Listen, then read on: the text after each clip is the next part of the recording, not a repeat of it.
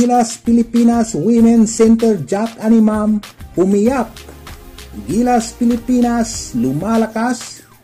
Kupunan na natili sa mataas na level. Mga higanting kupunan pinahirapan. Pasok na sa World Cup qualifier. Yan ang ating pag-uusapan pagkatapos mong pindutin ang like, ang follow at ang subscribe button. Pasok!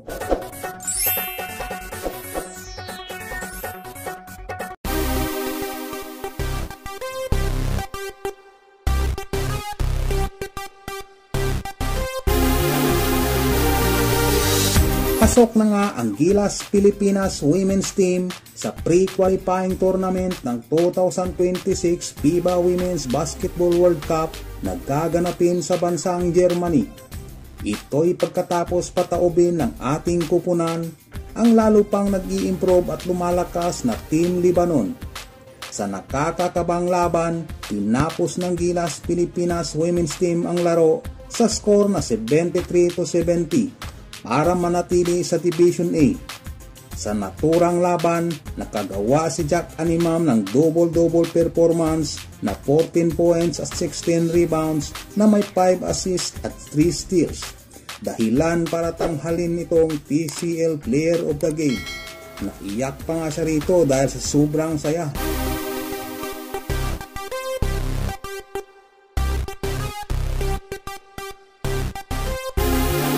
Sa kanilang pang-apat na laban para sa qualification to semifinals, kalaban ang hindi kumukupas na lakas ng Team Korea, nahirapan ng gusto ang Gilas sa kupunang ito.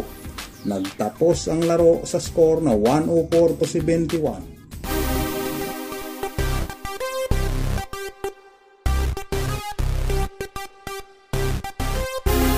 Pagkatapos ng tambakang laban na ginawa ng South Korea sa ating kupunan, nasubukan naman ang kakayahan ng Gilas Women's Team para sa 5th place sa malalaking player ng New Zealand.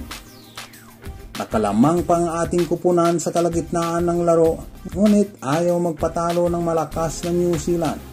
Nagtapos ang laro sa score na 78-71. 7 puntos lamang ang naging kalamangan ng New Zealand, na dati-rati tinatampakan lamang ang Gilas Pilipinas Women's Team.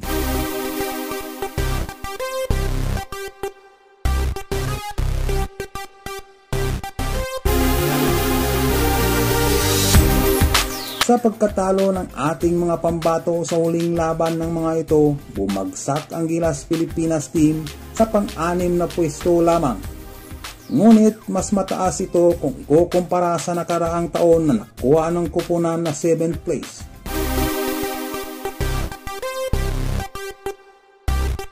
Dito natin makikita na medyo umangat-angat na nga ang talent at abilidad ng ating national team. Kailangan lang talaga ng dagdag na mas malalaki at well-experienced na mga players pagka ganitong mga tournament.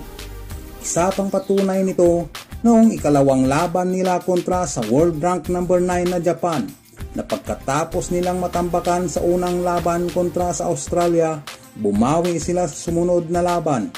Hindi man nila naipanalo ang laro, pinahirapan naman nila ng gusto at muntik ma-upset ang kupunang mahirap talunin dahil sa outside shooting ng mga player nito.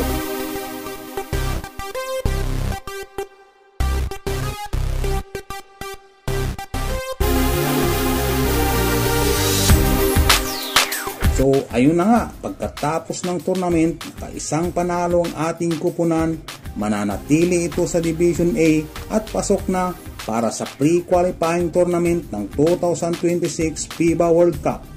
At asahan natin na sa susunod pang laban ng Gilas Pilipinas Women's Team, sana ay hindi lang 6th place ang makuha natin.